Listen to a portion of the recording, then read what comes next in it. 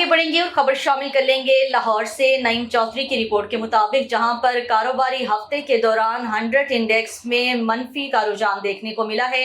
اس حوالے سے مزید رپورٹ کر رہے ہیں ہمیں نعیم چودھری صاحب۔ جی نعیم، آگاہ کیجیے گا 100 انڈیکس اور اسٹاک ایکسچینج میں کیا آپ کو رد و بدل دیکھنے کو ملا ہے؟ جی ہاں، میں اس وقت اسٹاک چینج کے باہر کھڑا ہوں۔ اسٹاک چینج میں کاروبار کا منفی دن، 100 انڈیکس 258 پوائنٹس کمی پر بند۔ پاکستان اسٹاک چینج میں آج کاروبار کا منفی دن رہا اور 100 انڈیکس 258 پوائنٹ کم ہو کر 7584 پر بند ہوا۔ کاروباری دن میں 100 انڈیکس 884 پوائنٹس کے بینڈ میں رہا۔ 100 انڈیکس آج نئی بلند ترین سطح 75618 پر گیا۔